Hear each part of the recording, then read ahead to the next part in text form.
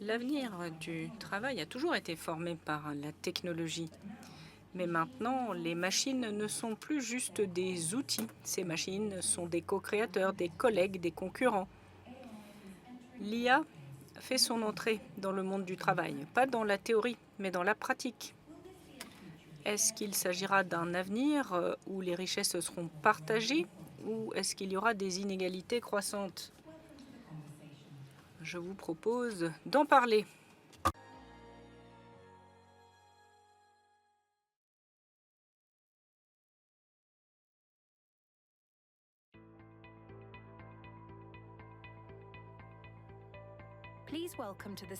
Je vous propose d'accueillir Jonathan Charles, modérateur pour cette session qui était auparavant auprès de la BBC et qui est chef de la communication à la Banque européenne de reconstruction et de développement.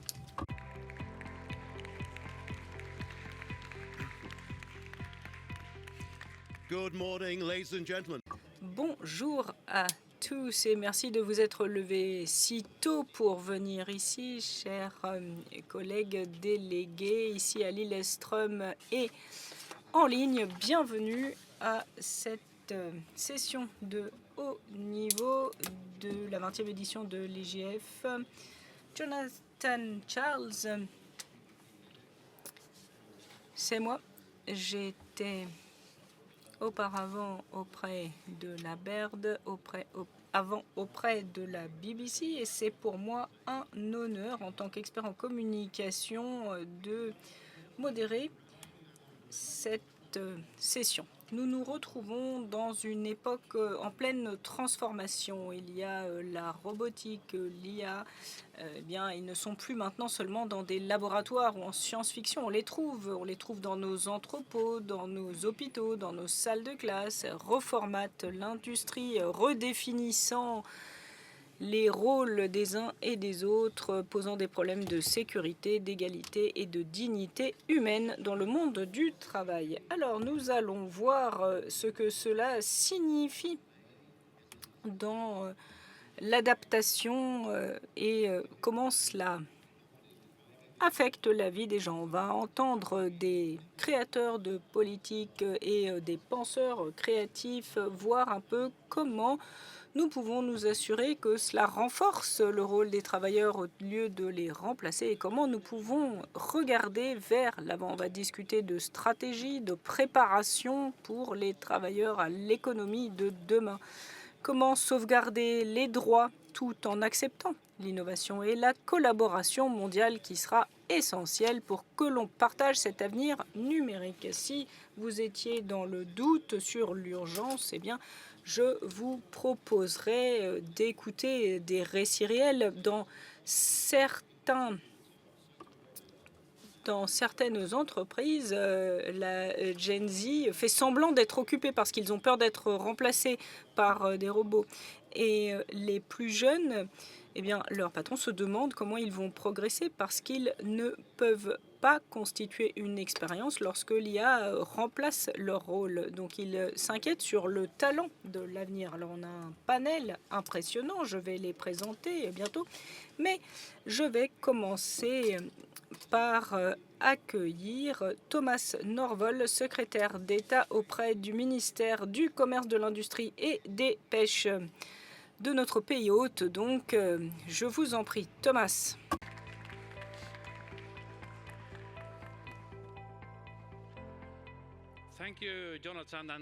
Merci, Jonathan, et bonjour à tous. Je suis ravi d'être ici à Lillestrøm avec vous pour l'IGF. Alors, c'est vraiment ici qu'il faut être cette semaine. Il y a énormément de discussions nécessaires qui se tiennent. Et certaines de ces discussions ont des conséquences, ont des conséquences aussi importantes que celles d'aujourd'hui. Alors, moi, je vais dire que je ne suis pas forcément d'accord avec le postulat de départ parce que l'IA est d'actualité aujourd'hui déjà. Ce n'est pas l'avenir du travail. L'IA est intégrée dans les outils qu'on utilise au quotidien. En Norvège, on a déjà des entreprises qui utilisent l'IA pour la transition verte, pour l'optimisation de l'énergie éolienne. On prédit les demandes d'énergie et on a des services de navigation plus efficaces. Et moi, lorsque je rencontre les entreprises, les travailleurs, eh bien, je m'aperçois que la plupart se disent que l'IA, c'est plutôt une opportunité qu'une menace. Dans le même temps, il est important de voir que l'IA est plus qu'un nouvel outil. C'est une plateforme de transformation qui aura un impact sur quasiment tous les secteurs de notre économie, tous les secteurs de notre société. Et comme toute transition technologique, comme l'électricité, Internet, la téléphonie mobile, cela apporte des opportunités, mais aussi parfois des risques. C'est pour cela que nous avons décidé de mettre en place 6 centres de recherche grâce à un investissement d'1 milliard de couronnes. Ces centres mèneront des recherches sur la façon dont l'IA affecte les sociétés. On verra le développement des nouvelles technologies et il y aura également des suggestions issues de ces centres. Comment promouvoir l'innovation dans le secteur public et dans les entreprises. Alors, on peut facilement s'imaginer que tant qu'il y avait du travail, on a toujours débattu de l'avenir du travail. Alors moi, je dirais qu'il y a toujours eu des optimistes et puis il y a toujours eu ceux qui ont peur pour leur emploi et pour leur mode de vie. Lorsque les Sumériens ont inventé la roue, eh bien, il y avait certainement quelqu'un qui s'est inquiété pour dire que ça aurait certainement des conséquences négatives pour ceux qui portaient les choses sur leur dos.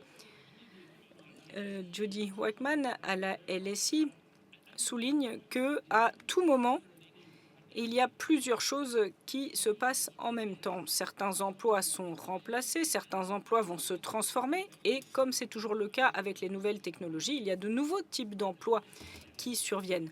En fait, ce que j'essaie de dire, c'est que la transformation, ce n'est pas difficile finalement parce que nous avons des grandes attentes vis-à-vis de nos centres de recherche. Alors il y a des grandes questions évidemment dont il faut traiter avec l'IA et le travail, la question des emplois, de l'éthique, de la compétitivité, de la sécurité et évidemment des questions aussi d'inclusion. Ceux qui savent comment travailler avec l'IA, eh bien, leurs compétences seront très demandées. Et ceux qui n'ont pas les compétences ou la formation seront peut-être laissés de côté. Alors nous devons nous assurer que la fracture numérique ne va pas s'agrandir. Il faut que les travailleurs s'approprient la technologie au lieu d'être marginalisés. Si on prend les bonnes décisions maintenant, et si on s'assure de toujours mettre l'humain au centre de nos politiques d'IA, eh bien, on pourra fixer un cap pour un monde du travail qui sera plus vert, plus productif, plus sûr. Le plus grand risque, c'est de ne pas agir en temps et en heure. Moi, j'attends avec impatience les discussions des panels, les présentations, et j'espère que nous pourrons regarder ensemble les défis, les opportunités. Merci beaucoup pour votre attention. Thank you very much indeed. Merci beaucoup, Thomas. Alors, nous allons passer maintenant au secrétaire général adjoint des Nations Unies et de son département pour les affaires économiques et sociales, Lee Junhwa.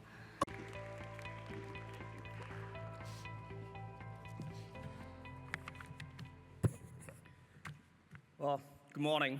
Good to see you. Bonjour, ravi de vous revoir dans cette salle de plénière. Avant que notre panel partage ses pensées, eh bien, je pensais vous faire part de quelques réflexions du point de vue des Nations Unies. Nous nous rencontrons à la croisée des chemins. L'intelligence artificielle, ce n'est plus quelque chose qui est à l'horizon, c'est quelque chose qui est là, qui reforme nos économies, nos avenirs, nos sociétés.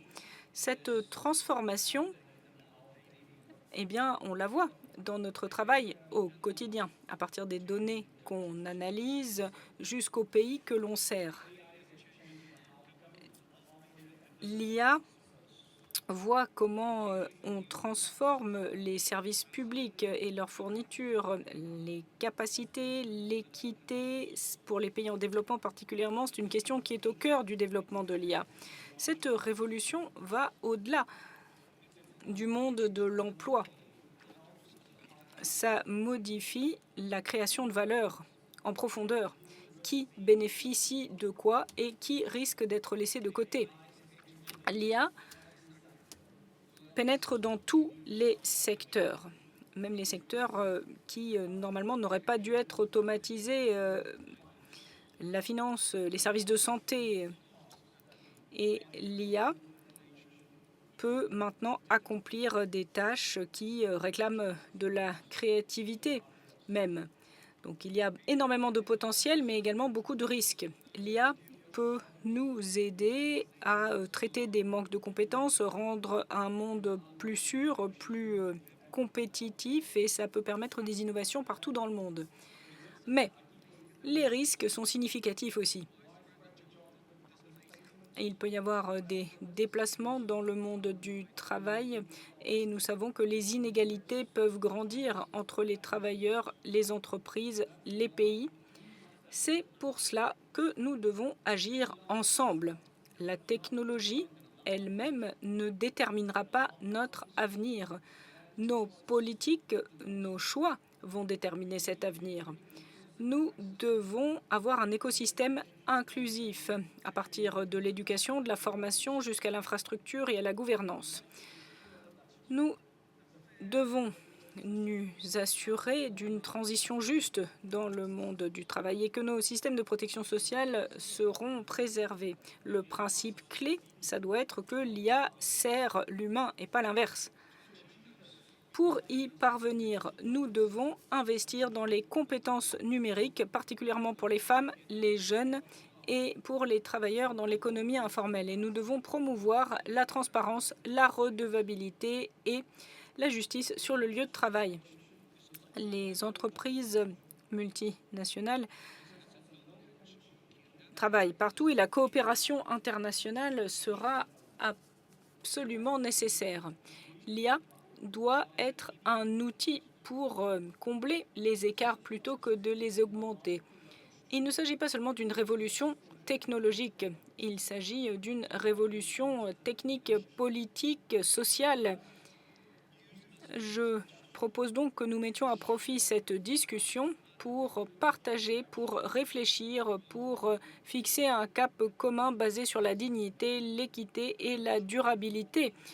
J'attends avec impatience vos contributions qui pourront contribuer au message de l'IGF Norvège avec l'examen qui sera adopté pour le SMSI plus 20 plus tard cette année. Secretary General Junhua. Merci beaucoup. Merci beaucoup et nous allons passer à ceux qui forment vraiment cette nouvelle technologie. Nous avons d'abord Sandro Gianella qui est chez OpenAI chargé des politiques et des partenariats pour l'Europe.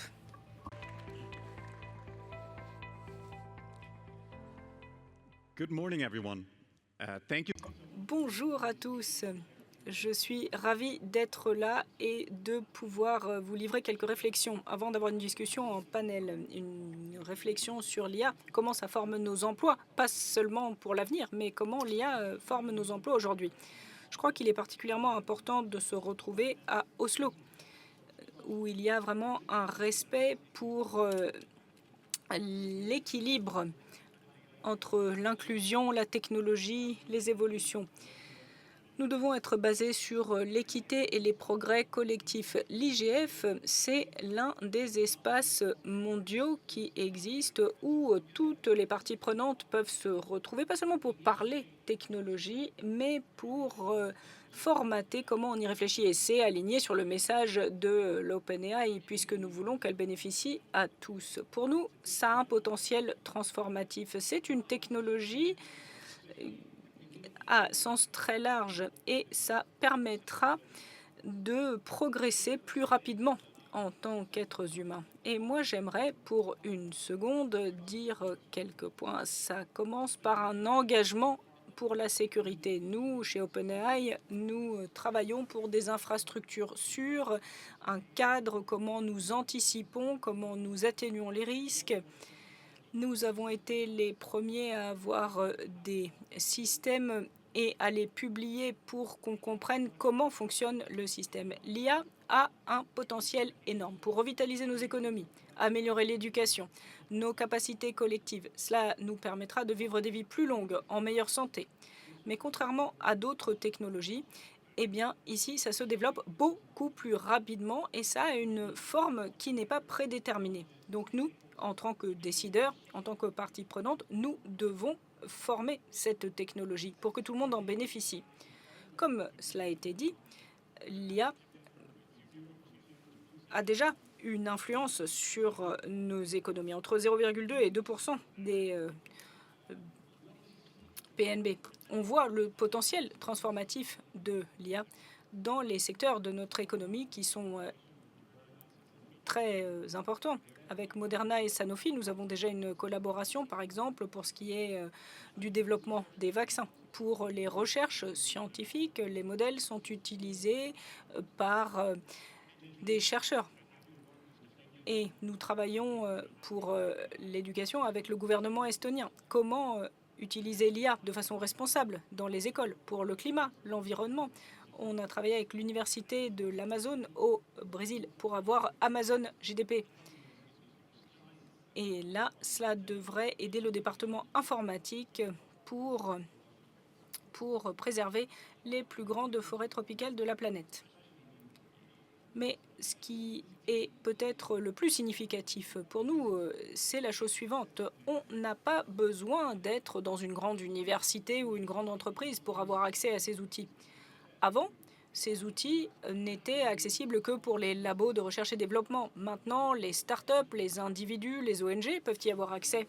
Les entrepreneurs peuvent analyser les marchés, générer des idées de produits, peuvent construire des prototypes grâce à l'IA, sans avoir besoin de toute une équipe pour commencer. Un exemple pratique pour améliorer l'accès, eh bien, c'est une intégration qu'on a avec nos amis de WhatsApp, une plateforme qui existe dans le quotidien de nombreuses personnes dans le monde. Ça fait partie de nos efforts. Lorsqu'il n'y a pas Internet à haut débit, par exemple, ou lorsqu'on n'a pas accès à des équipements très avancés, eh bien, on peut quand même interagir avec ces outils. Avec un tel potentiel, avec de telles opportunités, nous voulons travailler avec les décideurs pour que les avantages de l'IA soient bénéfiques à tous. L'IA, c'est une opportunité pour la croissance et je crois que les pays verront l'avantage compétitif de l'IA. C'est Sam Altman, notre PDG, dit c'est l'ère de l'intelligence. Et là, c'est l'énergie, le talent, l'économie. Et le talent, ce sera vraiment au cœur de nos discussions aujourd'hui. Et ça, je crois que ça mérite la discussion. Même avec les meilleurs équipements, eh bien, le leadership de l'IA, ça dépend des chercheurs, des ingénieurs, ça dépend de l'humain, nos utilisateurs informés aussi. Et pour que les travailleurs à l'avenir puissent en profiter, eh bien, j'aimerais vous faire part de quelques idées, des idées qu'utilisent certains gouvernements. D'abord, avoir un accès large et équitable. Personne ne doit être laissé de côté. On doit s'assurer qu'il y a une différence qui ne sera pas grandissante entre ceux qui ont accès et ceux qui n'ont pas accès. À partir de l'école primaire, eh bien, on s'intéresse notamment aux efforts du gouvernement estonien. Les citoyens doivent avoir accès. Et les gouvernements doivent investir dans les formations. Il faut aussi de nouvelles compétences pour ceux qui travaillent déjà. Les travailleurs actuels doivent pouvoir s'adapter à leurs rôles qui vont évoluer. Mais encore plus simple que ça, je crois qu'il y a beaucoup de contenus dont on peut apprendre, qu'on utilise l'outil lui-même pour en apprendre plus sur l'outil. Et nous, l'Académie OpenAI, eh bien, c'est un de ces outils. On investit dans l'humain, pas seulement dans les technologies. Là, il y a plusieurs parties prenantes qui vont apprendre pour gouverner, pour appliquer l'IA de façon responsable. La transparence, ça doit être une capacité partagée. Et cette plateforme, elle est là depuis le début de l'année.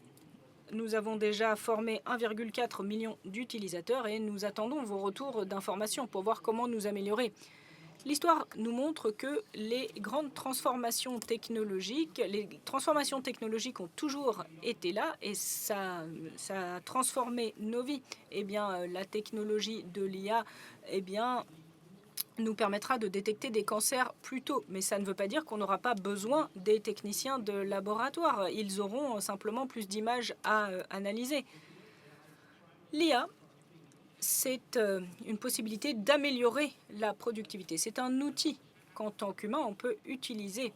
Et c'est des tâches qui peuvent être automatisées. On aide les cliniciens à diminuer leur temps passé à l'administratif. Ça veut dire qu'ils peuvent prodiguer plus de soins. Les médecins n'ont plus besoin de faire ces tâches qui leur prennent beaucoup de temps. Ils peuvent interagir plus avec les patients. L'IA permet aussi en Inde, au Kenya, d'améliorer les choses à grande échelle. On a Digital Green, des chatbots fournis aux agriculteurs pour qu'ils puissent communiquer entre eux. Et si on passe à ce service d'extension d'agriculture, eh bien, avec ces outils, les prix ont énormément diminué. On était à 35 $ et on est à 0,35 maintenant. Les transformations technologiques résulteront dans certaines révolutions des rôles existants. Si on essaie d'expliquer à nos grands-parents ou à nos arrière-grands-parents quels sont les emplois qu'on a aujourd'hui, ce qu'on définit comme un emploi, ce serait difficile pour eux de le comprendre. Et nous avons de nouvelles technologies qui créent de nouveaux emplois. Ça change la nature du travail. L'IA, en fait, c'est quelque part la dernière étape en date de cette transformation en permanence. Et donc, il faut vraiment une compétence, une éducation à l'IA. Afin de conclure, l'impact de l'IA, dirais-je, eh bien, ce n'est pas que la croissance. Il s'agit du type de croissance que nous cherchons à obtenir en tant que communauté et comment nous allons gérer l'effet transformatif. On peut choisir d'avoir un avenir plus productif, plus inclusif, plus innovant, mais il faut trouver le bon équilibre d'un point de vue sécurité, accès, innovation. Et je crois que le plus important, et c'est pour ça qu'il est très positif d'avoir ces débats à l'IGF. Encore une fois, ce qui est très important, c'est de travailler ensemble. Il n'y a pas de gouvernement, aucune entreprise ne peut travailler seule là-dessus. Merci beaucoup pour votre attention et j'attends avec impatience nos discussions. Sandro Gionelli, thank you very much. Some fascinating examples. Merci beaucoup pour ces exemples absolument fascinants de ce que peut faire l'IA. Et je suis sûre que nous aurons d'autres exemples de la part de notre prochain orateur, qui est M. Chris Yeo, directeur des politiques publiques de l'Europe du Nord pour Meta. Okay, thank you, Jonathan. Merci Jonathan, merci, bonjour à tous. Je suis ravie d'être parmi vous aujourd'hui pour vous parler d'un sujet aussi important que l'IA, la technologie. On a entendu des exemples tout à fait passionnants déjà ce matin qui illustrent bien le sujet. Je voudrais ajouter quelques points à la conversation. D'abord, je vais définir quelques termes. Par exemple, qu'est-ce que l'intelligence artificielle? De quoi parle-t-on? En outre, que peut faire la technologie? Et également l'engagement de Meta à l'open source pour s'assurer que les technologies de l'IA sont tout à fait disponibles et accessibles à un maximum de personnes. Nous savons que les gens utilisent notre technologie, celle de Meta, pour ce qui leur importe le plus, c'est-à-dire leurs amis, leur famille, trouver de nouvelles expériences. Et Meta a été pionnier depuis plus de 10 ans dans ces technologies. C'est une technologie que nous utilisons, donc l'IA, pour trouver des contenus qui vont intéresser les gens et également pour identifier les contenus nocifs. Les avancées de l'IA ont vraiment enflammé l'imagination du public et on voit un potentiel d'avancée extraordinaire pour que les gens puissent être créatifs, notamment, et également pour avoir des progrès sociétaux comme la médecine, la science. Et je suis vraiment ravie de voir les avancées qui se produisent déjà et j'attends avec impatience celles de l'avenir. Je pense aussi que l'IA a la possibilité d'être un niveleur, c'est-à-dire que c'est une force, en tout cas pour les entreprises qui utilisent nos plateformes, les outils IA. Eh bien, ils aident ces outils, les entrepreneurs, les petites entreprises, à être de véritables concurrents pour les grandes entreprises, ce qui n'était pas possible sur le marché avant. C'est donc une habilitation des petites entreprises et entrepreneurs grâce à ces outils technologiques. Bien. Pour planter le décor, l'une des questions que les gens ont le plus sur l'IA, c'est qu'est-ce que c'est l'IA? De quoi parle-t-on? Quand on parle d'intelligence artificielle, d'IA, donc on parle de systèmes et de technologies qui sont capables de faire des choses qui n'étaient pas possibles auparavant pour les humains. Par exemple, les classifications d'images, la reconnaissance vocale, etc. Et on a des technologies qui apprennent des représentations statistiques, des patterns, et qui peuvent structurer ces données pour générer des nouveaux contenus, avoir des conversations, etc. Et puis, ce qui est très important pour cette session, je crois, c'est la question de l'intelligence artificielle générale. Ce sont des systèmes qui sont dans la cognition, le raisonnement, la planification et qui peuvent donc avoir des capacités humaines, entre guillemets, et aller au-delà de ces capacités. Now, when it comes to Meta's contribution, Pour ce qui est de la contribution de Meta, notre technologie phare, eh bien, ce sont des technologies fondamentales que nous appelons Llama. Nous avons une longue histoire chez Meta de contribution à l'open source dans les communautés, des normes ouvertes également. Ça a toujours été un grand sujet de discussion dans la communauté et chez nous à Meta depuis de nombreuses années. Et notre modèle Llama poursuit la tradition de l'ouverture. Ce sont des modèles que on appelle des modèles open weight qui sont ouverts. Ça signifie que les développeurs peuvent télécharger et déployer des modèles dans leur propre projet. Et ils peuvent tout à fait customiser et contrôler ces outils. Voilà pourquoi l'open source est très important aujourd'hui dans ce débat. Nous avons un certain nombre de modèles qui sont disponibles et nous voulons nous assurer qu'il y a un certain nombre de technologies disponibles pour les gens, les communautés, pour également les entreprises. Donc on a des petits modèles que vous pouvez customiser ou si vous n'avez une faible connexion Internet ou des équipements qui ne sont pas de très haute qualité, eh bien, nous avons ces petits modèles qui peuvent vous aider. Nous avons aussi des modèles plus avancés qui sont vraiment des capacités de raisonnement du dernier cri et qui fonctionnent rapidement et avec efficacité. Donc, ces modèles peuvent vous donner une... Donc ces modèles ont été téléchargés plus d'1 milliard de fois. Il y a donc des communautés, des gens partout dans le monde qui s'appuient sur ce qu'on fait et qui les customisent et les utilisent pour leurs propres besoins. Pour ce qui est de l'avenir du travail,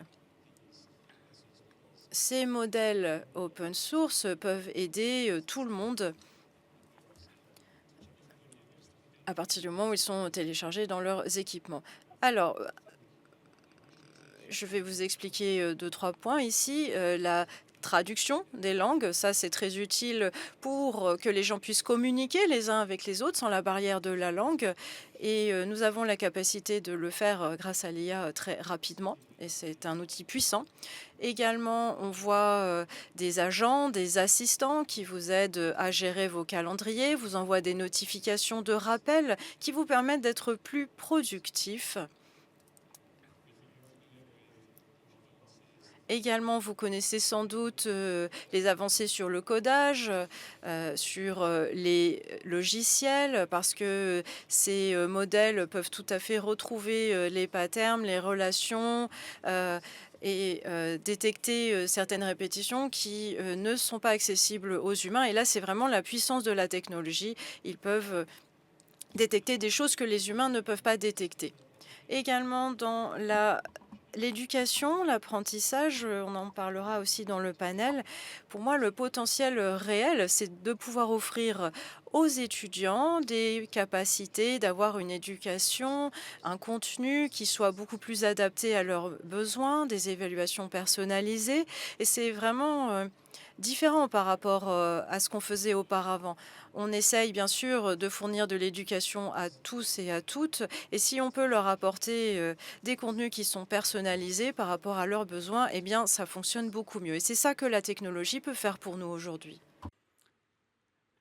And just to talk a little bit more about open source. Pour ce qui est de l'open source et pourquoi c'est important, notre PDG en a parlé et a écrit sur la question l'année dernière, a parlé de notre engagement dans le développement de l'IA. Et il y a 3 axes. L'open source, pour nous, c'est important. Pour les développeurs, ça les aide à avancer. C'est important pour nous, à Meta, et c'est aussi important pour le monde entier. Pour la communauté des développeurs, ces modèles ouverts, eh bien, ils peuvent les entraîner, ils peuvent les raffiner, ils peuvent les utiliser pour leurs propres données et modèles. Et il est important que le modèle soit customisé à vos propres besoins, quel que soit l'endroit où vous trouvez dans le monde. Eh bien, il est important que vous puissiez adapter la technologie à vos besoins. Et c'est aussi important de protéger les données et le traitement des données aussi est très important. Vous avez des prompts que vous pouvez envoyer et bien sûr ces données doivent vous revenir et vous devez être en capacité de les protéger. Ces modèles sont vraiment innovants, comme je le disais, et c'est important pour le monde entier. Pour nous, si nous choisissons la voie de l'open source, eh bien, nous pouvons agir sur différents points. D'abord, s'assurer que les technologies sont accessibles à un certain nombre de communautés et un maximum de communautés. Deuxièmement, nous assurer que cette technologie ne soit pas aux mains de quelques grandes entreprises. Ça doit appartenir aux communautés. Et nous estimons que l'adoption de l'IA, grâce à cela, se fera de façon plus sécurisée et plus homogène. Je vais conclure. Il y a un code ici QR que vous pouvez utiliser et flasher pour regarder ce que nous faisons. Et je sais que nous avons une suite très importante. Alors, je vous laisse sur ces mots. Chris, thank you very much indeed. I enjoyed learning about the llama. Merci Chris, je suis très heureux d'avoir appris ce que c'était que le lama. Veuillez prendre place ici et je vais inviter les autres membres du panel à se joindre à nous. D'abord Ntasi Morosi, ministre des Communications, de la Science et de la Technologie du Lesotho.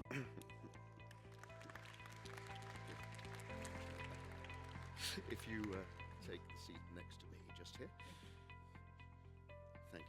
And next, Thomas Norville, who we've already... Ensuite, Thomas Norville, que nous avons déjà vu ce matin, le ministre de l'Industrie, du Commerce et des Pêches de la Norvège.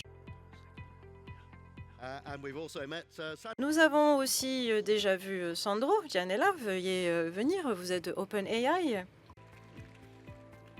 and I'm delighted to welcome the... Je suis ravie également de accueillir ici Joseph Gordon-Levitt, acteur, producteur et fondateur de Hit Record.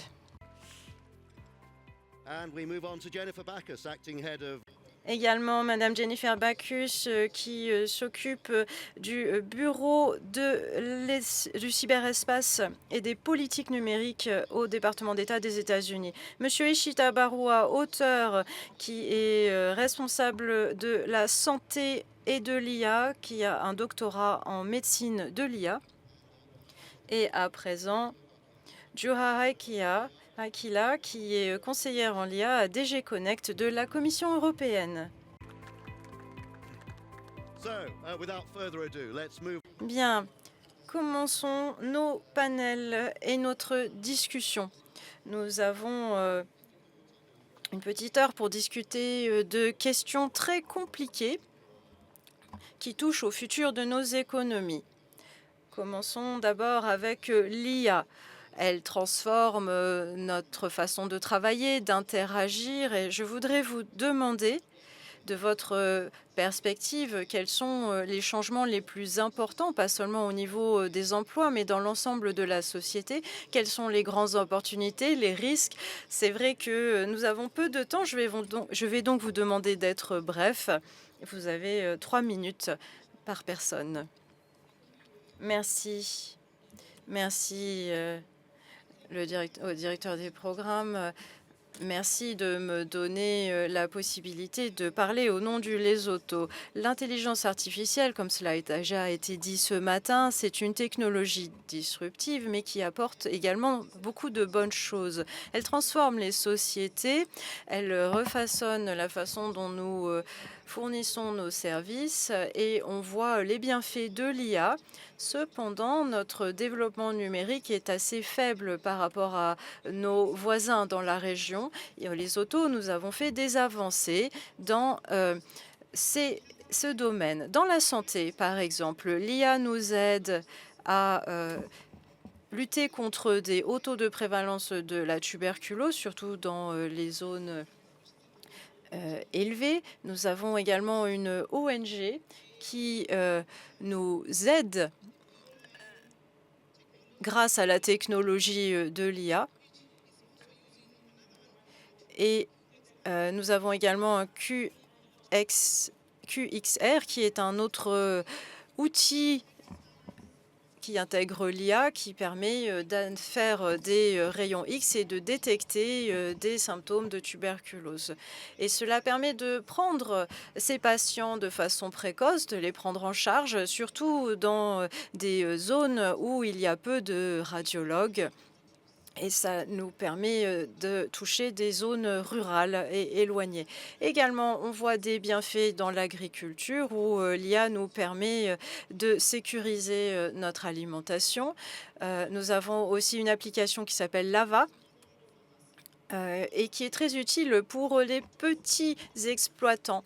Ils peuvent envoyer des photos et poser des questions dans leur propre langue. L'IA analyse les images, identifie des problèmes comme le mildiou ou fournit des solutions qui permettent aux exploitants de s'occuper et de protéger de leur culture et donc améliorer leur rendement.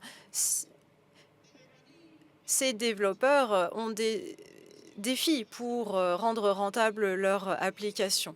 On a notamment avec le ministère de l'Agriculture et l'UTI, le PAM, des produits, un chatbot qui intègre l'IA et un chat, et cela permet de donner des conseils aux agriculteurs pour le contrôle et la lutte contre les nuisibles, améliorer la capacité des exploitants agricoles, et c'est devenu ce service de chatbot un outil pour aider tous les citoyens par rapport à l'e-gouvernement, c'est-à-dire lorsque les citoyens ont besoin de certificats de naissance, de décès, et il permet également d'avoir accès à des services et d'améliorer l'efficacité dans un sens général. Nous avons cependant quelques défis.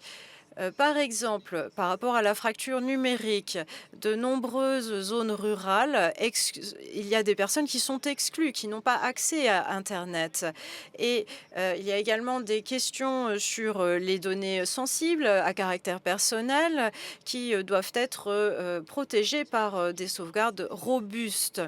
Enfin, le changement du marché du travail avec l'IA exige des programmes qui doivent rester compétitifs.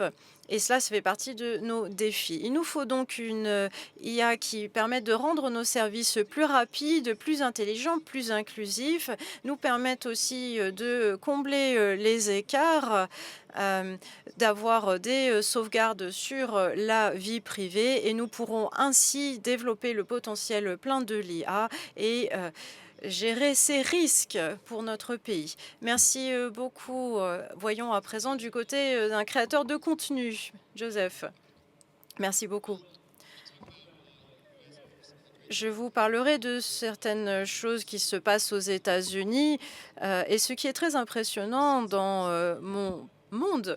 Vous avez peut-être vu ces vidéos générées par l'IA. Donc on peut faire une vidéo comme ça, à partir de rien. Et ces vidéos sont vraiment impressionnantes. D'un point de vue créatif, c'est vraiment une source d'inspiration, puisque sans un gros budget, sans des ressources d'une production hollywoodienne, vous pouvez faire une vidéo qui ressemble à une vidéo d'Hollywood. Et au cours des prochaines années, je crois que ça deviendra impossible de distinguer une grande production hollywoodienne avec un gros budget d'un contenu généré par l'IA. Et que ce soit un enfant dans une banlieue de Los Angeles, comme moi, ça a été mon cas, ou quelqu'un qui se trouve n'importe où dans le monde, eh bien, c'est absolument incroyable de voir que n'importe qui peut créer ce genre de vidéo. Pour ce qui est des risques et les inconvénients potentiels des produits de l'IA, comment est-ce que ces produits fonctionnent en réalité? Est-ce que l'entreprise a créé un outil qui, à partir de rien, fait des vidéos exceptionnelles avec un rendu incroyable? Eh bien, la réponse c'est non. Ils ont créé un outil qui fait des vidéos à partir de millions et de milliards de vidéos qui ont été réalisées par des gens. Il y a un algorithme qui traite les données et qui, à partir de là, vous fait une vidéo en suivant un certain nombre de schémas qui se trouvent dans d'autres vidéos. Mais ce sont ces vidéos-là qui sont réalisées par des gens qui sont utilisées. Et sans ces vidéos, le produit technologique ne pourrait pas exister ni produire de contenu. Et ces vidéos, d'où viennent-elles, celles qui alimentent le modèle? Eh bien, elles viennent de gens. Est-ce qu'on leur a demandé leur permission pour utiliser leurs vidéos? Absolument pas. Les entreprises qui produisent ces outils ne demandent la permission à personne et elles n'expliquent même pas comment et quelles données elles utilisent pour entraîner leur modèle. Ce n'est pas divulgué. Est-ce que ces gens ont été payés, les créateurs de vidéos, pour avoir permis à un produit de générer aujourd'hui des profits? Eh bien non, personne n'a été payé pour ce travail. Alors, il y a actuellement un grand nombre de procès de plusieurs créateurs de contenu qui sont en train de poursuivre en justice ces entreprises.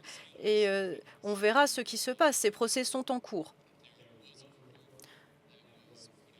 Un rapport du Bureau de la propriété intellectuelle a été publié parce que c'est probablement illégal dans la plupart des utilisations qu'on voit, c'est-à-dire d'entraîner les IA et ces modèles sans le consentement des personnes dont on a utilisé les données. Et juste après, eh bien, le chef du bureau du copyright, de droit d'auteur, a été licenciée. Et personne ne sait pourquoi elle a été licenciée, mais elle a été bizarrement licenciée le lendemain de la publication du rapport. Et je voudrais prendre une vision un petit peu plus générale ici. Ces principes s'appliquent à l'avenir de notre travail à tous. Ce n'est pas juste une question de créer des vidéos.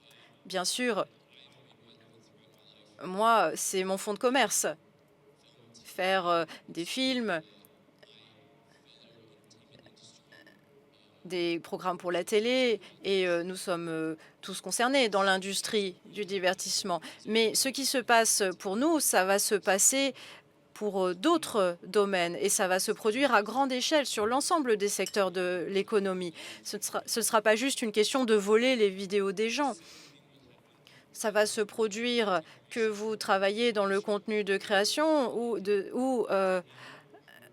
dans l'éducation, dans le marketing, pour les chercheurs, pour les logisticiens, les architectes, pour tout le monde. Tous ceux qui fournissent leur travail de façon numérique sont, je crois, menacés. Et si les grandes entreprises de la tech ont le droit de prendre les données des gens sans permission et sans compensation, de les utiliser pour leurs propres bénéfices, eh bien, vers quel type d'économie se dirige-t-on? Est-ce que les gens auront encore la motivation d'être créatifs, de travailler dur? Je pense que si on veut une économie à l'avenir où les gens aient la possibilité et l'envie de travailler, eh bien, il faut les compenser lorsqu'ils créent quelque chose qui a de la valeur. Thank you very much. Some fundamental issues raised there. Merci infiniment. C'est vraiment un défi pour les gouvernants.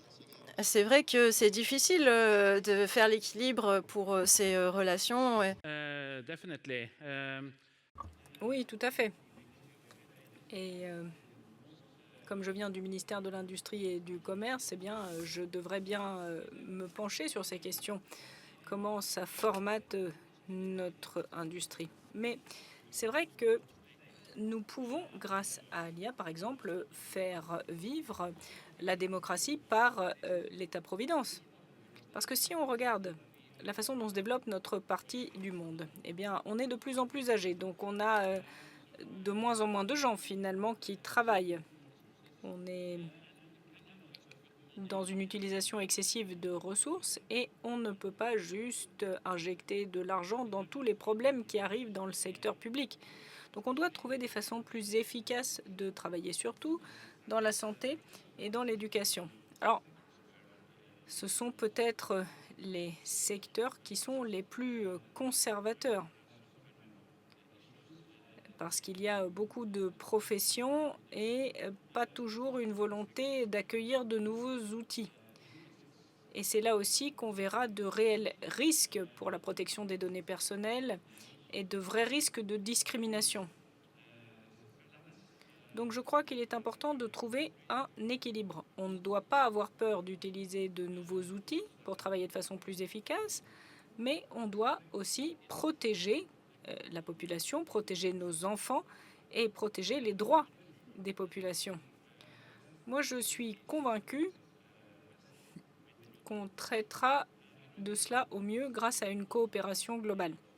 Moi, je ne pense pas qu'il faut que chaque pays développe des législations pour lutter à sa façon. Je crois qu'il faut des réglementations internationales et puis il faut évidemment former les gens, que les gens comprennent les menaces de l'IA et les possibilités. Sinon, on risque de se retrouver dans une situation où finalement on aura simplement peur d'un outil qui pourrait être un outil de bien, mais les gens seront très sceptiques, auront peur de l'utiliser. Merci beaucoup. Alors, à Washington, si vous pouviez nous donner votre point de vue. J'aimerais commencer par remercier le Royaume de Norvège d'accueillir l'IGF. C'est un plaisir d'être là. L'enthousiasme L'enthousiasme est évident parce qu'il y a beaucoup de gens qui sont venus. C'en est une belle preuve. Merci au gouvernement parce que c'est vrai que d'organiser une telle conférence, c'est énorme. Alors maintenant, pour l'IA, d'un point de vue des États-Unis, eh bien, pour nous, c'est une technologie véritablement révolutionnaire qui a des applications dans la création d'emplois, la sécurité nationale, la santé, la liberté d'expression. Et en tant que décideur, l'une de nos plus grandes inquiétudes, c'est les efforts de réglementation de l'IA. Le problème, c'est que ça risque de mettre en péril le développement d'une technologie que ma collègue du Lesotho a évoquée. L'ouverture, la collaboration, c'est important. Il faut qu'on puisse récolter les bénéfices de l'IA. Alors, il faut des régimes réglementaires dans le monde qui permettent de créer des technologies plutôt que de les empêcher d'évoluer. Pour ce qui est des risques, eh bien, les États-Unis ont vu des rapports de gouvernements, notamment européens, qui resserrent la vis sur les entreprises de tech américaines. Nous accepterons pas cela. Nous voyons là un risque. C'est une innovation, c'est vraiment fantastique et ça augmentera le bien-être de nos pays. Si on réglemente trop le secteur de l'IA, eh bien, ça risque de tuer ce secteur. Et on doit vraiment faire tous les efforts pour être pro-croissance et avoir des politiques déréglementées de l'IA.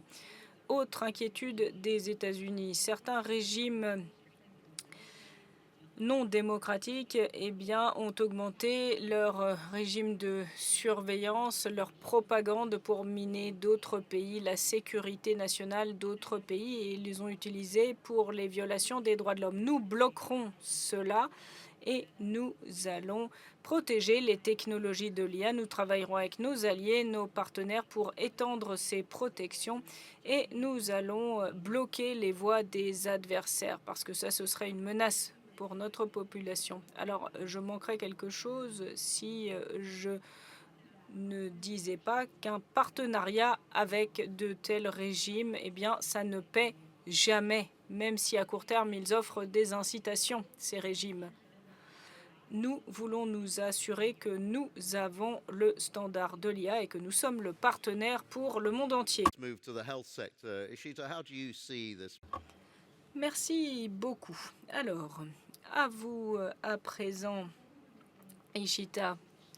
Comment voyez-vous cela? Moi, je suis à l'intersection de la médecine et de l'IA. Et moi, je vois que l'IA arrive dans la médecine à un moment très opportun. On parle souvent du pouvoir disruptif de l'IA. Mais lorsqu'on applique l'IA de la bonne façon en médecine, eh bien, ce n'est pas forcément disruptif. C'est plutôt de la restauration. Parce que les systèmes de santé pendant ces dernières années, ont maintenant un déficit de soins. C'est comme ça que je le dirais, une dette de soins. Et ce sont des soins dont ont besoin les gens et qu'on ne peut pas de façon réaliste fournir parce qu'il y a finalement trop peu de gens dans le secteur pour fournir ces soins. Et c'est pas qu'on s'en fiche dans le secteur, au contraire, mais le problème, c'est qu'ils sont épuisés. Cela fait des années que les patients sont patients. Ils ont toléré la queue, des rendez-vous retardés, etc. Ils l'ont remarqué, bien sûr, mais ont également compris que le système était sous pression. Et maintenant, nous avons des outils qui peuvent aider les patients, les professionnels, et nous allons payer cette dette de soins et aller au-delà. Maintenant, les médecins n'ont plus la documentation grâce à l'IA. On a des symptômes qui sont pris plus tôt. On peut mieux comprendre côté patient les soins qui sont fournis. Mais la vraie frontière, ce qui me donne vraiment de l'espoir, c'est que l'IA ne sera pas forcément seulement en train d'optimiser le travail actuel, mais que cela pourra repousser les frontières de la médecine. AlphaFold, par exemple, il y a 200 millions de protéines qui ont été cartographiées. Eh bien, on comprend plus vite la biologie. Ce sont des façons de travailler qu'on ne pouvait pas imaginer il y a seulement 10 ans. Donc maintenant, pour développer d'éventuels vaccins contre le cancer, des enzymes qui pourront détruire les plastiques, etc. Pour ce qui est de la robotique, on utilise des systèmes d'IA qui apprennent par imitation, donc des robots qui vont regarder des vidéos et qui vont pouvoir avoir les mêmes compétences qu'un chirurgien humain. L'université Johns Hopkins fait de la recherche dans ce cadre et c'est vrai que c'est difficile de former des chirurgiens. Là, nous aurons des possibilités. Et pour les interfaces cerveau-machine, des personnes paralysées pourront reprendre certains mouvements, pourront peut-être même écrire dans certains cas à nouveau alors qu'elles ne le pouvaient plus. Donc il y a beaucoup d'opportunités. Et la plus grande transformation, ce sera d'avoir un système de santé qui n'est plus réactif, qui est proactif. On pourra anticiper, on pourra prévenir, on traitera des symptômes, mais au-delà de ça, on comprendra la biologie au niveau le plus avancé. Mais je crois qu'il faut le faire avec attention et intention. Il faut atténuer les risques. On a l'habitude dans le secteur de la santé. Si ce ne sera que dans des pays riches, dans des hôpitaux qui ont des fonds, et s'il y a des séries de données qui ne sont pas équilibrées sans égalité, eh bien, dans ces cas-là, les inégalités déjà existantes seront renforcées. Donc il ne s'agit pas seulement de rapidité d'échelle, il s'agit d'équité. Il faut que plus de gens aient accès aux soins en temps, aux soins personnels auxquels on a droit. Merci. Eh bien, effectivement, on parle d'égalité dans ce panel. Vous n'êtes sûrement pas la dernière à le mentionner. Alors, il y a des discussions aussi sur les réglementations. Et maintenant, je me tourne vers vous, Juha Heikkilä, conseiller IA auprès de la Commission européenne.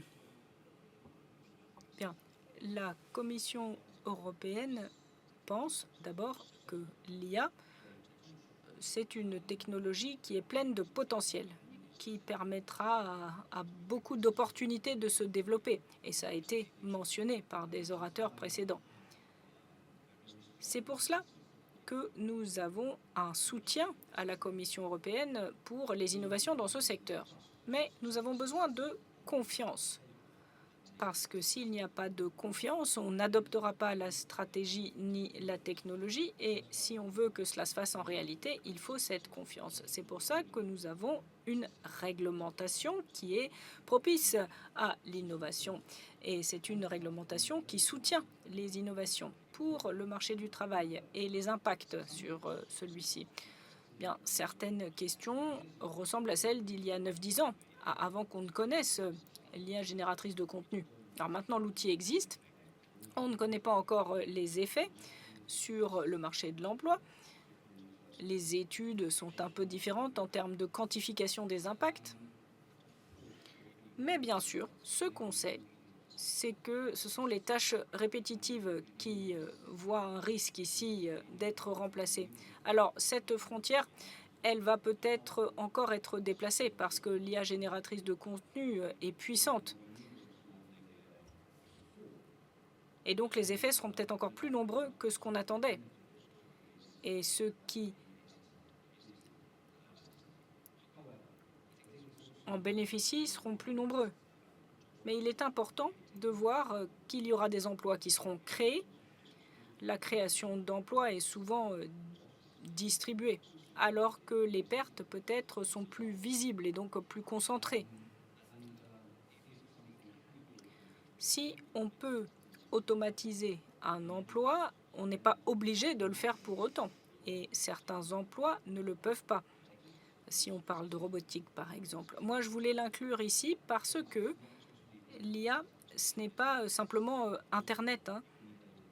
L'IA, on la trouve dans des machines, dans des véhicules autonomes, etc. Donc là, on parle d'autres aspects. Et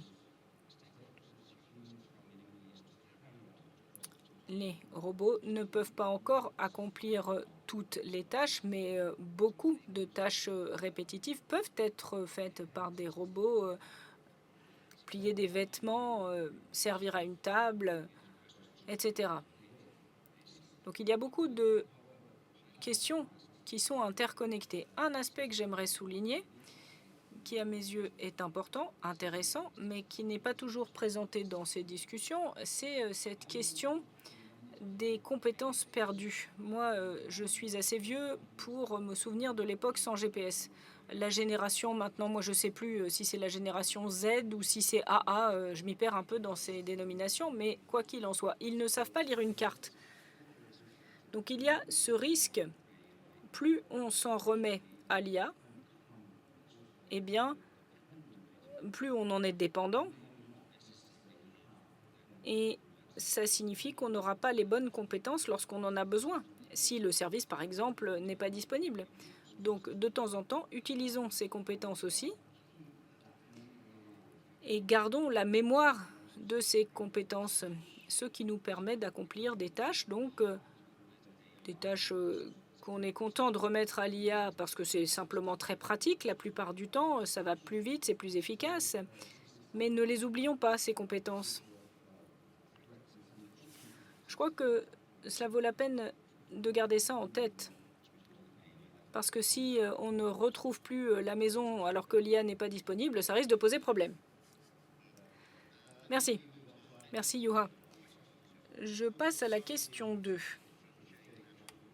Quels sont les principes qui doivent former les politiques nationales et mondiales pour assurer que l'IA soutient le travail décent et des transitions justes sur le marché du travail plutôt que d'approfondir les inégalités existantes? Jonathan.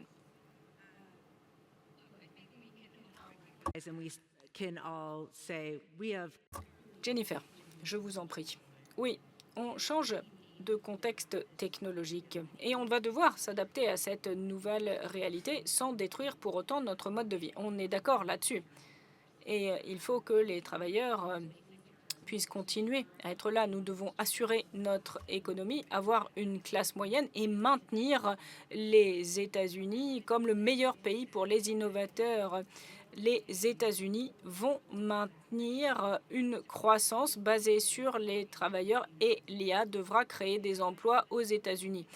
L'IA va faciliter la productivité. Chez l'humain, on est tous d'accord là-dessus. Mais ça ne va pas remplacer l'humain non plus. Pour nous, l'IA, ce n'est pas simplement une technologie disruptive qui va automatiser beaucoup d'emplois et faire disparaître beaucoup d'emplois. Il faut voir les possibilités de nous aider.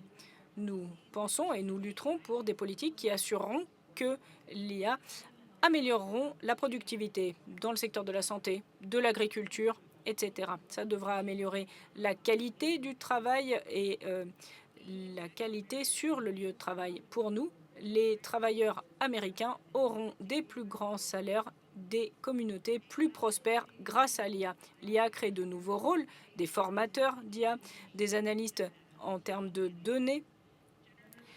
L'IA qui génère des contenus, ça permet un meilleur accès à l'emploi et les technologies qui avant excluaient beaucoup de travailleurs compétents, maintenant les inclura. L'IA pourra nous aider pour les embauches, les systèmes d'IA pourra fournir un registre des processus d'embauche et on pourra s'assurer de l'égalité. L'IA créera de nouveaux emplois dans les industries. Nos gouvernements, nos organisations devront travailler ensemble pour que les travailleurs dans le monde entier se l'approprient. Pour toutes les décisions politiques qui viendront du gouvernement Trump, eh bien, nous allons garantir que les travailleurs américains auront leur place autour de la table. Le président Trump mettra toujours les travailleurs américains au centre de leur politique et nous espérons pouvoir travailler avec vous là-dessus. Merci beaucoup. Vous avez parlé d'inégalité dans votre dernière intervention. Alors, votre réponse ici. Alors, qu'est-ce qu'on peut faire? Bien, il y a un principe de base. Et je pense que c'est important d'en parler, de ce principe de base. Votre identité numérique, votre vous numérique, votre travail numérique vous appartient. Ça doit être le principe de base. Vous êtes l'humain qui produisait des données. Ça peut être les idées, le travail, les connexions, quelque chose qu'on a noté un résultat numérique du travail, quelle que soit la donnée, mais c'est bien l'être humain qui doit y être au centre de ce travail et ces données ne doivent pas pouvoir être dérobées par des entreprises de la tech. Il doit y avoir une compensation et il doit surtout y avoir un consentement qui doit être donné de la part de l'humain. Les entreprises de la tech doivent pouvoir gagner de l'argent, hein. Je ne suis pas contre et moi j'admire énormément le travail d'OpenAI et de Meta. Les outils qui sont fournis sont des outils exceptionnels, mais ça me paraît clair. Ces entreprises génèrent une valeur économique énorme. Donc pour moi, ça n'a pas de sens. Pourquoi ces résultats économiques, ces bénéfices doivent aller seulement aux entreprises de la tech et 0% aux êtres humains dont les données sont prises sans compensation?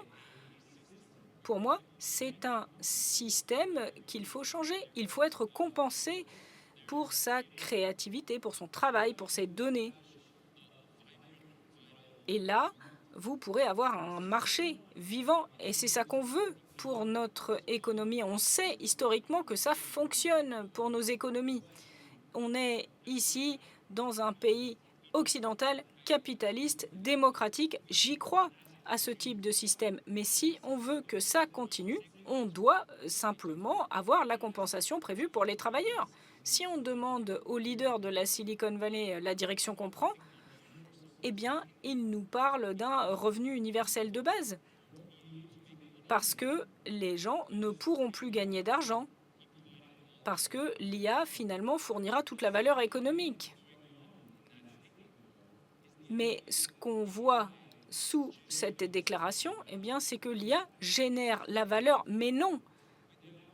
La valeur de l'IA, elle est évidemment dans les créations humaines qui ont nourri l'IA, qui ont appris à l'IA. Donc, être pour les travailleurs, bien oui, les États-Unis veulent que les travailleurs soient au centre de notre politique, eh bien c'est bien, mais si on veut le faire, alors il faut qu'il y ait une compensation pour la valeur qui est créée par ces êtres humains.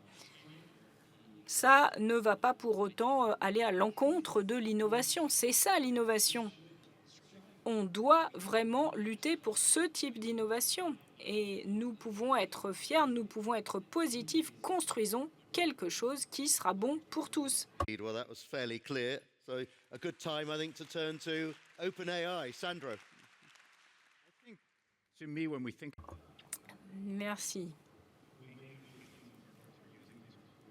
Alors, comment les travailleurs utilisent cela? Quelle est la valeur économique qui est créée? Quel est l'équilibre? Comment utiliser les outils? Moi, je crois qu'il y a beaucoup d'apprentissage conjoint, hein, et c'est ça qui se fait. Alors, il y a trois choses qui sont importantes à ajouter. Et le ministre l'a dit. D'abord, s'assurer qu'il y a un accès à ces outils, parce que la communauté IGF a fait beaucoup de travail à lutter pour cela. Assurer un accès égal. On ne doit pas ajouter à la fracture numérique. On en est tous inquiets et on veut atténuer les risques de ça. Alors, une chose qu'on a fait plutôt en tant que test, mais ça a été un succès, bien, pour ceux qui ne sont pas à l'aise avec les téléphones et l'ordinateur, que peut-on faire pour eux? Eh bien, on avait une ligne fixe qu'on pouvait appeler 1-800-ChatGPT. Et lorsqu'on a lancé cette ligne fixe qu'on pouvait appeler, il y a beaucoup de gens qui ont cru que c'était une blague, mais on a vu que ça marche. Il faut que les obstacles en termes d'accès disparaissent. Ensuite, l'apprentissage, le travail, c'est très lié. Depuis l'aube de l'humanité, nous avons appris de nouvelles compétences et on les a appliquées. On les a appliquées à des choses qui étaient significatives, qui aidaient nos communautés, qui fournissaient une valeur économique. Et une chose qui me paraît positive sur l'utilisation de cette technologie, eh bien, c'est que ça peut être utilisé pour l'apprentissage. On trouve de bonnes façons d'apprendre de nouvelles compétences, d'apprendre plus de choses sur leur communauté. Donc là, j'espère qu'on pourra être créatif, on pourra travailler avec les gouvernements pour s'assurer qu'il y a un accès et qu'on peut utiliser cela pour améliorer les compétences. Et puis dernier point, ça a été mentionné par d'autres membres du panel, mais là c'est une technologie à usage généraliste. Donc il y a des questions difficiles, parfois optimistes, l'équilibre à trouver, les différentes communautés, les différents secteurs, comment traitent-ils de ces transformations? Le ministre l'a dit. Et le pourquoi de l'application de ces technologies doit se poser, que ce soit dans l'industrie, dans les communautés. Donc en fait, comment cette technologie est-elle utilisée? Les principes sur lesquels on se repose, c'est important. Bon, évidemment, il y a une différence entre le secteur créatif, le secteur de la santé, et ce qu'on constate, c'est que toutes ces communautés cherchent les réponses. Nous, on espère pouvoir être là, et on espère le faire en étant là, en étant les plus transparents possibles. Merci, Sandro. Le gouvernement norvégien, à présent, je vous en prie. Just 2 points. First of all, Bien, 2 points. D'abord, il est très important que ces outils soient accessibles. Certains des outils de l'IA, ils peuvent jouer un rôle démocratique parce que ils donneront à tous un accès virtuel à toutes sortes d'informations. Il y a 10 ans, 20 ans, il y avait parfois un fossé entre ceux qui avaient l'accès à l'information, qui avaient fait de longues études, et ceux pour qui ce n'était pas le cas. Ça veut dire que si on utilise les bons outils, des gens même qui n'ont pas énormément de compétences peuvent faire des choses extraordinaires, simplement en ayant les bons outils. Et là, ça ouvre des espaces démocratiques. Cependant, nous devons le faire de façon responsable. Le système doit refléter nos valeurs, doit protéger nos droits et protéger la dignité dans le travail. Par exemple, pour moi, ce serait vraiment formidable d'avoir un système IA qui pourrait surveiller ma santé, s'assurer que je prends les bonnes décisions pour ma santé. Mais je ne veux en aucun cas que les compagnies d'assurance puissent avoir accès à ces données. Ça, c'est un exemple personnel. Et nous devons aussi trouver des systèmes qui nous garantissent que mes données, si je crée quelque chose, ou si ce sont des données qui me concernent moi personnellement, eh bien, elles sont les miennes. Parce qu'il faut un certain degré d'appropriation. Il faut que personne ne puisse s'approprier mes données personnelles, me les dérober, pour leur profit ou pour gagner de l'argent dessus. Il faut trouver des solutions à ces questions-là. Et je pense que la seule façon d'y arriver, c'est de le faire sur un plan international. Je crois que l'Union européenne fait des choses vraiment excellentes pour trouver un cadre tel que la loi sur les services, la directive sur les services digitaux. Et c'est important lorsqu'on discute de l'IA. Bien sûr, on a encore beaucoup de chemin à parcourir pour arriver à un système optimal. Merci beaucoup. Moi, j'ai eu un petit déjeuner très conséquent ce matin, donc je ne sais pas ce que ça donne en termes de santé. Alors, on a un certain nombre de pressions qui s'exercent sur l'évolution de la technologie. Donc, comment est-ce que l'IA peut nous permettre d'avoir une éducation de qualité? À quoi cela va ressembler d'ailleurs à l'avenir? Je vais vous laisser démarrer, Madame la Ministre. Je crois que l'IA... Pour le Lesotho, par exemple, nous sommes en train de revoir notre système éducatif et nous utilisons l'IA pour améliorer notre système éducatif parce que nous sommes face à des défis énormes. Il y a des enfants qui doivent marcher des kilomètres avant d'arriver à l'école et ils se retrouvent dans une classe de 60 élèves et dans certaines classes, il y a 2 niveaux. Et pour moi, l'IA, c'est vraiment un outil qui pourra changer et révolutionner notre système éducatif. Nous sommes face à des défis pour l'éducation fondamentale et l'éducation supérieure, mais je vais me concentrer sur les défis et opportunités de l'éducation primaire. Donc, comme je le disais, nous avons des classes surchargées, un enseignant pour 60 élèves. Nous avons également des groupes très vulnérables avec des jeunes garçons qui vivent dans les montagnes, qui ratent l'école. Et ces conditions font que pour de nombreux jeunes gens, eh bien, ils arrêtent d'aller à l'école. Et l'IA, c'est une opportunité excellente de changer les choses. Ça permet d'avoir des expériences d'apprentissage personnalisées pour chaque étudiant, qu'ils habitent dans une grande ville ou dans un petit village perdu dans les montagnes. Et comme je le disais, ce garçon qui habite dans les montagnes, eh bien, il pourra bénéficier de leçons à son rythme et il pourra aussi choisir la langue, comme le Lesotho, o Isiputi, o Itrosa, qui sont des langues de nos minorités au Lesotho. Et des applications de l'IA peuvent aussi fournir des leçons de mathématiques adaptées aux besoins de chaque étudiant. Il y a beaucoup de garçons et d'enfants qui ont des problèmes avec l'anglais. Or, la plupart des disciplines sont enseignées en anglais. Et ça peut aider les enfants et également les enseignants. Et l'éducation sera donc plus accessible pour tous. Cependant, les solutions de l'IA doivent correspondre à nos besoins. Si on n'utilise que des applications en anglais qui sont basées sur des outils occidentaux, eh bien, ça ne va pas aider ce garçon des montagnes ou celui qui parle le Sotho. Voilà pourquoi, en résumé, l'IA peut vraiment étendre l'accès à l'éducation au Lesotho en personnalisant l'apprentissage pour des zones éloignées. Elle peut également, l'IA, appuyer les enseignants et améliorer la qualité de l'éducation. Je vous remercie. Merci beaucoup, Madame la Ministre. À présent, la Commission européenne avec Yohai Akila.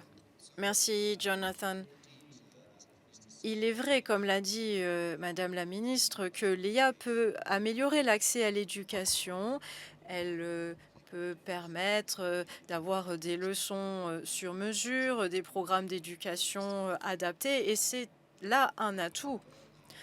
Cependant, je pense qu'il vaut mieux voir l'IA comme un soutien plutôt que quelque chose qui va révolutionner le système et prendre le dessus. Plus généralement, je pense que les gens doivent être prêts à travailler avec l'IA et il faut bien entendu avoir une éducation, des compétences pour utiliser l'IA. Il faudra bien sûr travailler avec l'IA pour la plupart des emplois, que ce soit avec des robots qui ont intégré l'IA ou dans des systèmes indépendants. Et c'est important aussi pour la main-d'œuvre, les travailleurs, d'avoir la possibilité de se requalifier, d'améliorer leurs compétences.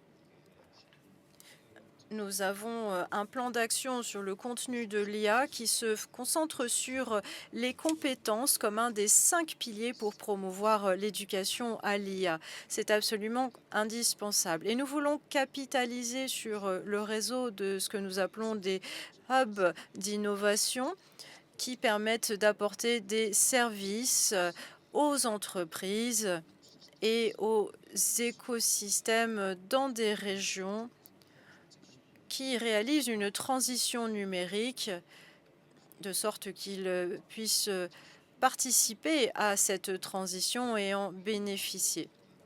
Nous nous focalisons sur ces points dans nos dernières déclarations politiques et nous avancerons dans ce sens. Merci beaucoup, Crécieux. Vous en avez parlé dans votre présentation des opportunités de l'IA dans l'éducation. Oui, merci, Jonathan. C'est vrai que cette question des opportunités dans l'éducation, elle est très importante. Madame la ministre a parlé de certains potentiels bénéfiques pour la population. Et je crois que pour les enseignants et les étudiants, c'est bénéfique. Pour les enseignants, ils ont accès à des outils qui leur permettent d'être plus efficaces, plus productifs et de faire des meilleurs cours. Il y a un grand nombre de défis dans le monde entier pour les écoles et pour l'environnement scolaire. Et l'IA peut faire beaucoup de choses. Et il y a beaucoup de choses que l'IA ne peut pas encore faire. Et c'est là que l'humain est important. Si vous pouvez utiliser la technologie pour soulager un peu les enseignants avec l'administratif, pour qu'ils puissent avoir plus de temps en face à face avec les étudiants, je crois que cela sera bénéfique dans de nombreux contextes. Et pour les apprenants, ils sont dans un environnement où, pour la première fois, ils ont la possibilité non pas d'être dans un environnement où il y a un enseignement pour tous, mais là, au contraire, ils seraient dans un environnement où c'est plus personnalisé, ils peuvent creuser leurs intérêts, ce qui les stimule, et ils auront aussi accès à d'autres possibilités, et je crois que ce sera bénéfique pour de nombreux étudiants partout dans le monde. On voit d'excellents exemples de l'utilisation de l'IA dans le monde entier. Et pour répondre à Madame la ministre sur la langue et la culture, et c'est tout à fait important pour nous, ça nous est très cher. On voit des gens qui prennent les modèles que nous avons développés, dans lesquels nous avons investi, et qui les adaptent à la culture, aux langues, aux sensibilités du contexte. Et pour nous, c'est très important. Il importe aussi que nous nous appuyions sur ces opportunités dans l'apprentissage, que les jeunes soient armés pour utiliser ces outils et ensuite vivre leur vie. Merci. L'IA peut générer du contenu beaucoup plus vite que nous pouvons le consommer. Je crois que pour le système éducatif, ce n'est pas seulement une question d'adopter un nouvel outil, mais aussi de réussir à se requalifier en prenant en compte ces systèmes cognitifs. Parce qu'il nous faut des outils qui nous permettent de penser de façon critique et de mieux comprendre les choses. Et comment est-ce qu'on peut encourager à cela? Notamment les professionnels de santé à développer leurs compétences. Si il vous suffit de poser une question à ChatGPT ou à n'importe qui, et il le fera pour vous. Et ce qui m'inquiète aussi, c'est que de plus en plus de gens lisent des résumés au lieu de lire le texte en entier. Ils tapent quelques mots-clés et ils reçoivent un paragraphe. Quand est-ce qu'on apprend? Alors, ça peut vous sembler productif, mais ça change fondamentalement la façon dont on apprend, la façon cognitive dont on apprend, et aussi la façon dont on s'exprime.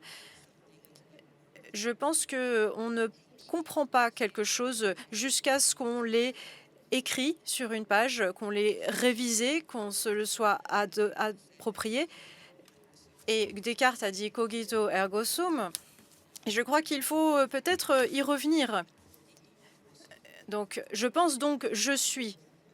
Et on peut peut-être changer cela en je écris donc je pense. Redigo ergo sum. Et je crois qu'on peut vraiment créer des environnements, oui, où les gens sachent utiliser l'IA, mais il faut aussi remettre en question l'IA, penser au-delà de l'IA et avoir une pensée critique. Merci. Je crois que ça revient tout à fait et ça répond à la question qu'on posait au début. quand je disais que les directions s'inquiétaient des compétences de leurs jeunes dans les équipes, à savoir comment ils arriveraient à les former. Alors, il nous reste à peu près 8 minutes et par le plus grand des hasards, nous avons 8 panélistes et je vais donc vous demander en 1 minute, rapidement, donc, de résumer comment vous voyez une collaboration dans ce paysage technologique et comment nous nous assurons que les bénéfices soient partagés au-delà des secteurs et ne se concentrent pas dans les mains des géants de la tech. C'est ça, vous pouvez démarrer. Il y a une dimension dont on n'a pas parlé, c'est le genre. Il y a 2 études nordiques qui montrent que les femmes adoptent les outils plus lentement que les hommes, comme ChatGPT, pas parce qu'elles sont moins intelligentes, mais parce que c'est la façon dont la technologie pénètre leur environnement de travail. Et puis, les femmes sont 3 fois plus touchées par les risques d'automatisation. Elles risquent d'être remplacées dans leurs emplois. Et ce sont pour l'éducation, la santé. Et si effectivement, on ne prend pas en compte ces risques, on risque de reproduire des biais en les appelant de l'innovation.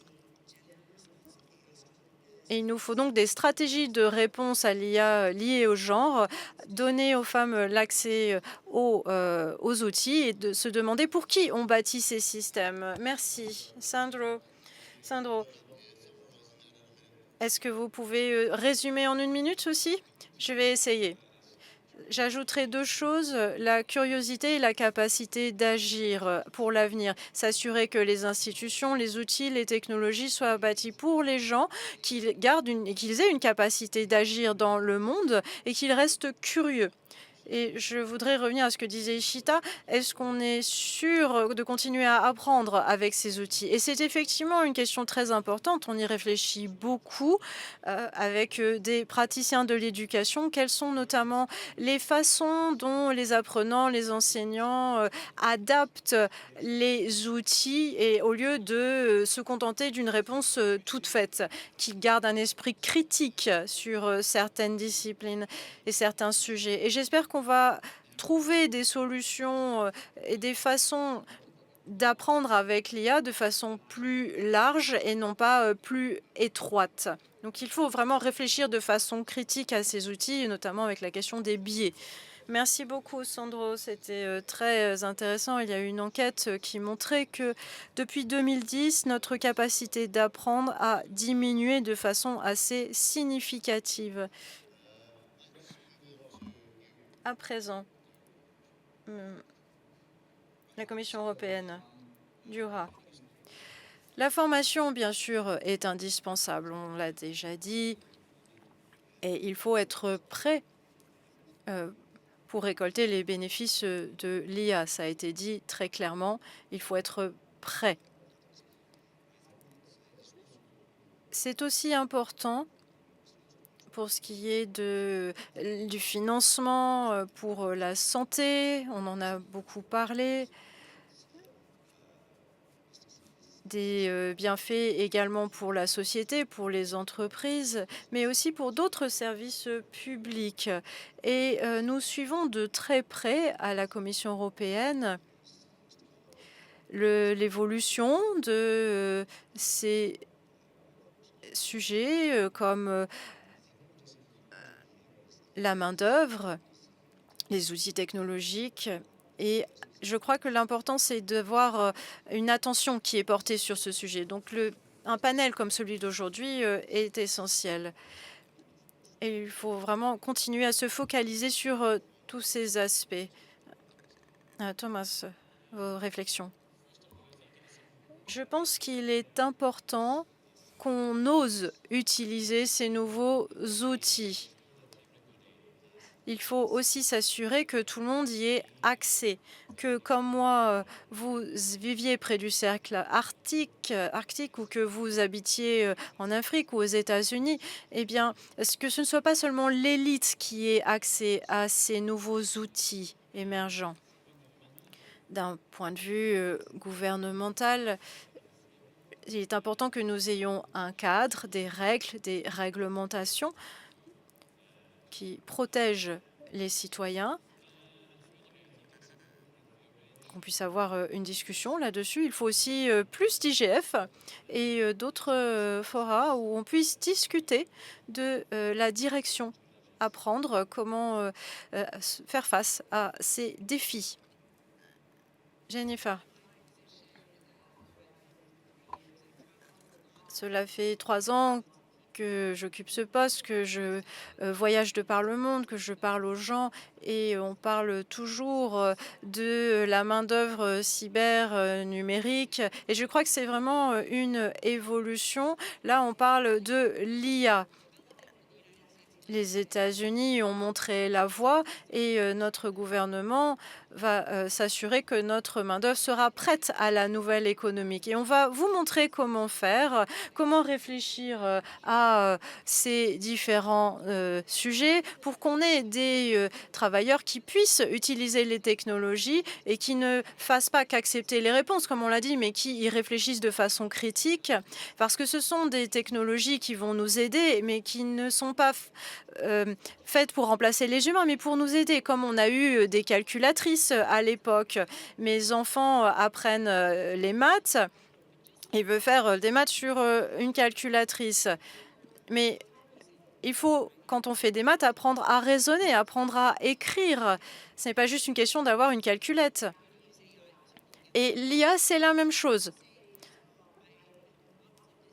Je suis optimiste, on va y arriver. On a des gens partout dans le monde qui vont promouvoir des politiques, des lieux de formation, des universités où on saura utiliser l'IA pour apprendre. Et il y a des politiques qui cherchent à empêcher l'IA, à la brider plutôt que de la laisser prospérer. Et l'IA, c'est vraiment un outil de prospérité. Il faut qu'on soit audacieux pour avoir des entreprises qui osent et ensuite en récolter les bénéfices pour tous nos travailleurs. Et nos efforts doivent aller à l'innovation pour qu'on ait de vrais bénéfices et bienfaits dans le monde entier. Merci. Madame la ministre, pour moi, le mot-clé, c'est l'inclusivité, l'inclusion, la croissance économique, l'IA doit se faire avec tout le monde au travers les différents secteurs. Les gouvernements doivent construire des possibilités pour l'IA. Nous avons un certain nombre de modèles de société. Également, les universitaires, l'industrie doivent créer des écosystèmes avec la transparence, l'inclusion, qui inclut tous les secteurs comme la santé, l'agriculture, etc. Les partenaires internationaux doivent appuyer les renforcements des capacités tout en prenant en compte les sensibilités des différents contextes, notamment la langue, la culture. Il nous faut aussi des formations techniques pour équiper les jeunes avec les compétences nécessaires pour avoir des emplois qualifiés dans l'IA plutôt que d'avoir des emplois non qualifiés. Les solutions de l'IA doivent être créatives et aller dans le sens de l'humanité et protéger aussi les différentes sensibilités des contextes. Chris Yu, oui, pour conclure, le progrès technologique, c'est la voie vers l'innovation, vers la prospérité, et vers un monde plus sécurisé. Et la technologie de l'IA dont on parle, elle n'en est qu'à ses balbutiements. Et l'innovation est importante. Bien sûr, il est important de discuter de ces questions de réglementation et de règles, mais on ne doit pas non plus en mettre trop, qui risquerait de freiner notre innovation. Les pays dans le monde entier en parlent et je pense que c'est important d'y prêter attention. Deuxièmement, ça pourrait être une conversation très abstraite sur l'IA et je voudrais qu'on remette un peu l'humain dans cette discussion. J'ai une paire de lunettes IA qui peuvent traduire ce que les gens disent dans ma langue, même si je ne comprends pas leur langue. Ça peut aussi aider les malvoyants et non-voyants. Et ce sont des technologies pour les humains. Merci, Chris. Je pense que c'est très utile pour que les Américains nous comprennent, nous, les Anglais. Ces lunettes. Joseph, je voudrais rebondir sur ce que disait Chris sur cette technologie qui n'est pas uniquement pour les entreprises, mais pour le bien du monde entier. Et Meta ne peut pas décider des priorités du monde, avec tout le respect que je vous dois. Vous avez une responsabilité envers vos actionnaires et je respecte cela, bien sûr.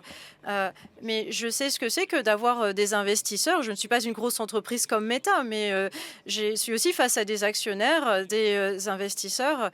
Et ce dont on parle, c'est d'avoir différentes entreprises, Meta, OpenAI et autres, et des gouvernements, des experts. C'est ensemble qu'on arrivera à trouver des solutions. L'innovation, ce n'est pas le contraire des règles, ce n'est pas antinomique.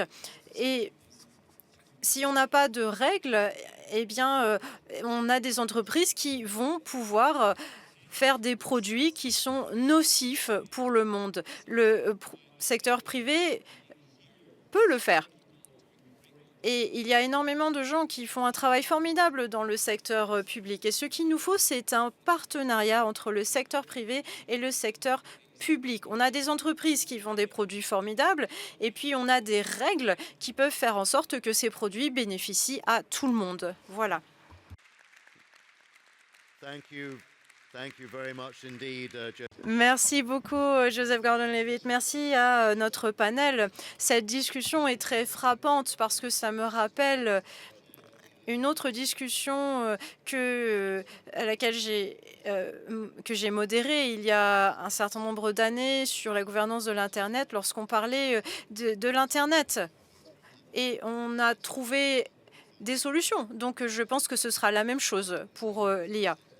Mais c'est vrai qu'un grand nombre de choses qui ont été dites aujourd'hui ressemblent aux arguments qui avaient été utilisés à l'époque. Je remercie à ce panel, comme le disait Shakespeare. Eh bien, le temps file. Si vous ne connaissez pas Shakespeare, vous pouvez demander à votre IA. Merci à notre panel et merci à ceux qui nous écoutent en ligne.